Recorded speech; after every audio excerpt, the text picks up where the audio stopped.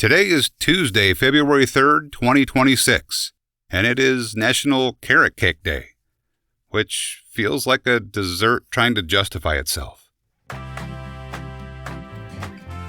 Welcome to This Day in History from, wait, that's random. I'm your host, C.L. Burns. On this day in 1690, the first paper money was issued in North America. The money was issued by the Massachusetts Bay Colony. They used it to pay their soldiers after a failed military expedition.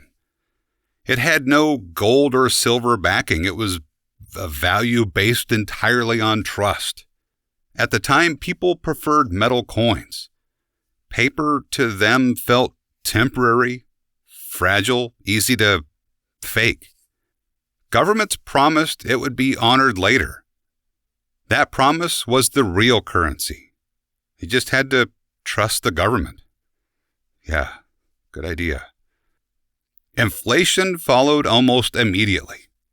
It set a precedent that never really went away.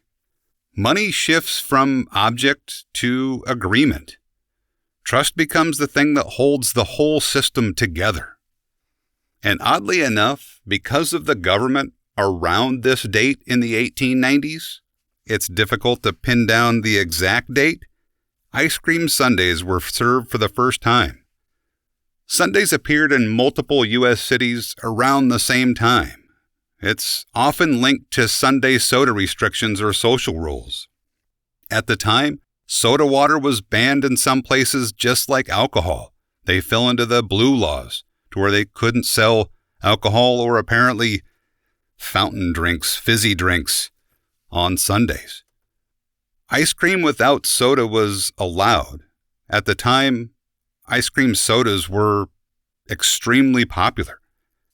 But some innovative people figured out a way to get around the loophole by serving ice cream with chocolate syrup.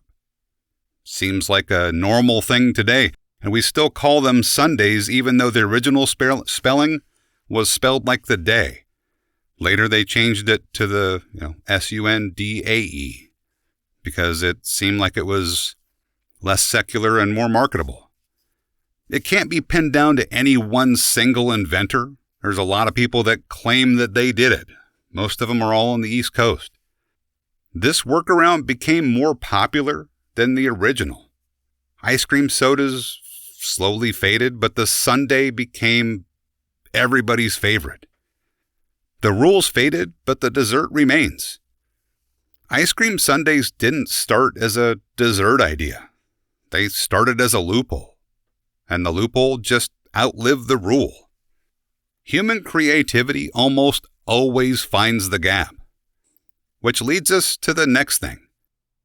In 1948, the first plastic contact lens was developed. The early contact lenses were made of glass. They were heavy, uncomfortable, and risky. Think of putting a small piece of glass in your eye. The time that you could wear them was limited. Plastic lenses changed everything. Now, these weren't the daily flexible contact lenses that we think of now. They were hard and still thick, but way more comfortable than the glass ones. They were lighter, safer, and more flexible. And finally, vision correction became practical. Convenience increased adoption.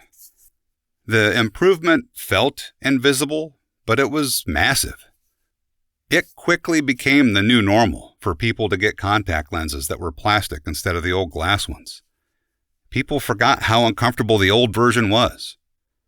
Although if you try to wear the old plastic ones compared to the new ones, it's still very uncomfortable. Expectations changed quietly. Comfort reshaped what we tolerate. The loose threads that kind of tie these things together is systems based on trust were replacing physical certainty. Loopholes as innovation engines. Convenience was rewriting your expectations. And normal, it sometimes starts as compromise. When we look back at it, we adopt things because they work, not because they're perfect. And over time, we forget what came before. Anyway, that's all I've got for today. Stop by tomorrow and we'll see what we can find. If you want to know more about me or the work I do, you can find everything at waitthat'srandom.com. I'm C.L. Burns, and I appreciate you stopping by.